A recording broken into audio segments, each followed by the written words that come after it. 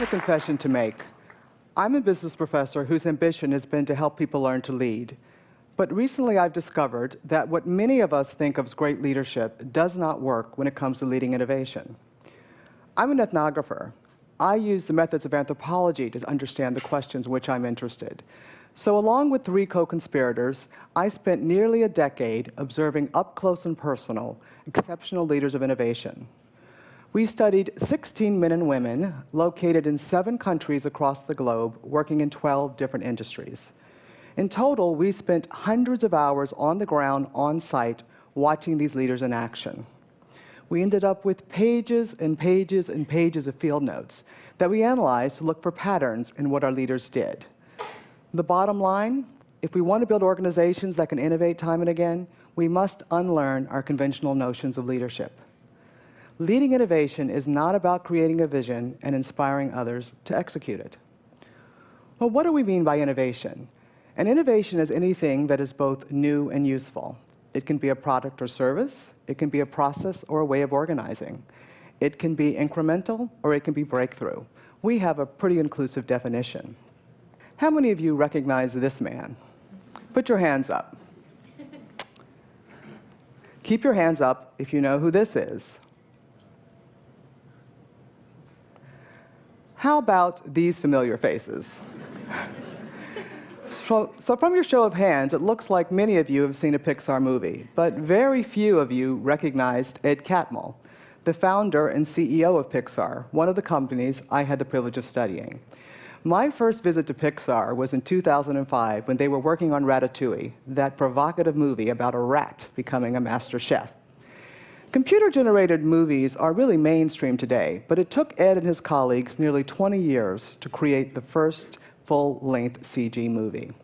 In the 20 years hence, they've produced 14 movies, and I was recently at Pixar, and I'm here to tell you that number 15 is sure to be a winner. When many of us think about innovation, though, we think about an Einstein having an aha moment. But we all know that's a myth. Innovation is not about solo genius. It's about collective genius. Let's think for a minute about what it takes to make a Pixar movie. No solo genius, no flash of inspiration produces one of those movies. On the contrary, it takes about 250 people, 4 to 5 years, to make one of those movies. To help us understand the process, an individual in the studio drew a version of this picture. He did so reluctantly because it suggested that their process was a neat series of steps done by discrete groups. Even with all those arrows, he thought it failed to really tell you just how iterative, interrelated, and frankly messy their process was. Throughout the making of a movie at Pixar, the story evolves. So think about it. Some shots go through quickly. They don't all go through in order. It depends on how vexing the challenges are that they come up with when they're working on a particular scene. So if you think about that scene in Up, where the boy hands the piece of chocolate to the bird, that 10 seconds took one animator almost 6 months to perfect.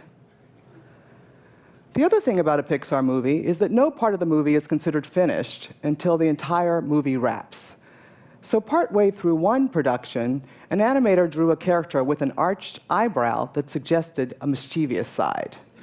When the director saw that drawing, he thought it was great, it was beautiful, but he said, you got to lose it. It doesn't fit the character. 2 weeks later, the director came back and said, let's put in those few seconds of film. Because that animator was allowed to share what we refer to as his slice of genius, he was able to help that director reconceive the character in a subtle but important way that really improved the story. So what we know is, at the heart of innovation is a paradox. You have to unleash the talents and passions of many people, and you have to harness them into a work that is actually useful. Innovation is a journey. It's a type of collaborative problem solving, usually among people who have different expertise and different points of view. Innovations rarely get created full-blown. As many of you know, they're the result usually of trial and error. Lots of false starts, missteps, and mistakes. Innovative work can be very exhilarating, but it also can be really downright scary. So when we look at why it is that Pixar is actually able to do what it does, we have to ask ourselves, what's going on here? For sure, history, and certainly Hollywood, is full of star-studded teams that have failed. Most of those failures are attributed to too many stars or too many cooks, if you will, in the kitchen. So why is it that Pixar, with all of its cooks, is able to be so successful time and time again?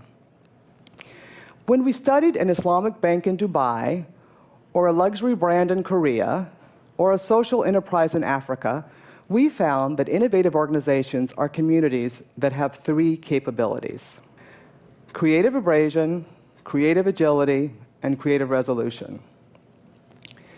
Creative abrasion is about being able to create a marketplace of ideas through debate and discourse.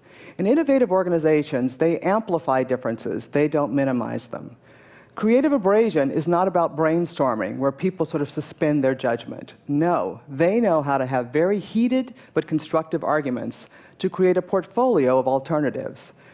Individuals in innovative organizations learn how to inquire, they learn how to actively listen. But guess what? They also learn how to advocate for their point of view. They understand that innovation rarely happens unless you have both diversity and conflict. Creative agility is about being able to test and refine that portfolio of ideas through quick pursuit, reflection, and adjustment. It's about discovery-driven learning, where you act as opposed to plan your way to the future. It's about design thinking, where you have that interesting combination of the scientific method and the artistic process. It's about running a series of experiments, not a series of pilots. Experiments are usually about learning. When you get a negative outcome, you're still really learning something that you need to know. Pilots are often about being right. When they don't work, someone or something is to blame.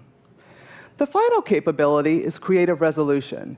This is about doing decision-making in a way that you can actually combine even opposable ideas to reconfigure them in new combinations to really produce a solution that is new and useful. So when you look at innovative organizations, they never go along to get along. They don't compromise.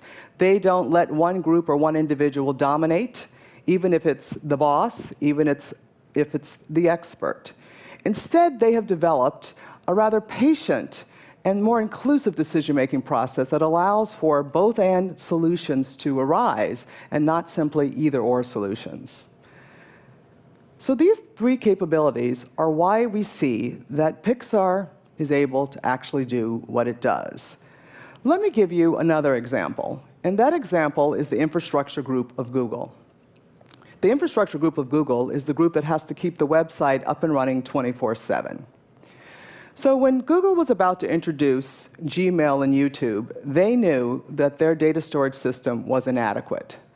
The head of the engineering group and the infrastructure group at that time was a man named Bill Colrin. Bill and his leadership team, who we referred to as his brain trust, had to figure out what to do about this situation. So they thought about it for a while. And instead of creating a group to really tackle this task, they decided to allow groups to emerge spontaneously around different alternatives. Two groups coalesced. One became known as Bigtable, the other became known as Builder from Scratch. Bigtable proposed that they build on the current system. Build It from Scratch proposed that it was time for a whole new system. Separately, these two teams were allowed to work full-time on their particular approach. In engineering reviews, Bill described his role as injecting honesty into the process by driving debate.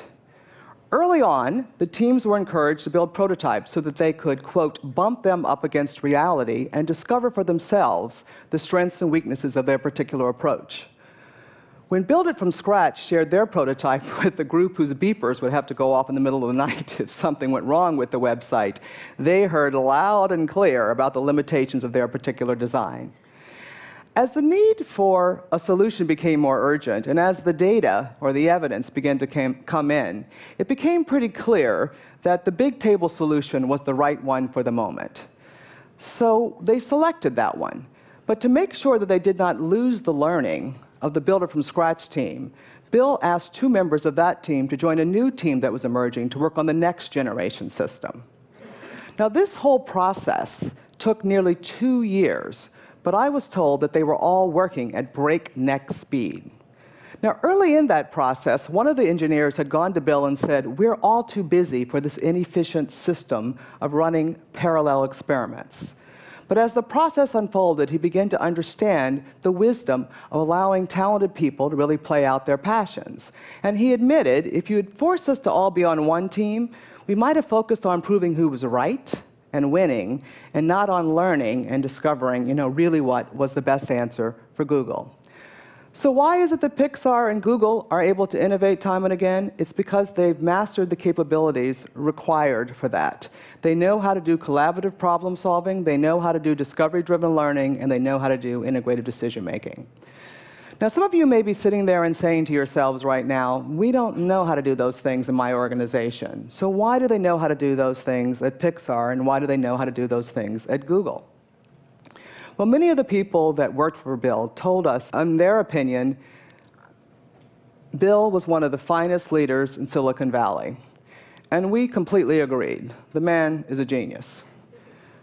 Leadership is the secret sauce, but it's a different kind of leadership, not the kind many of us think about when we think about great leadership. One of the leaders I met with early on said to me, "Linda, I don't read books on leadership. All they do is make me feel bad. In the first chapter, they say I'm supposed to create a vision.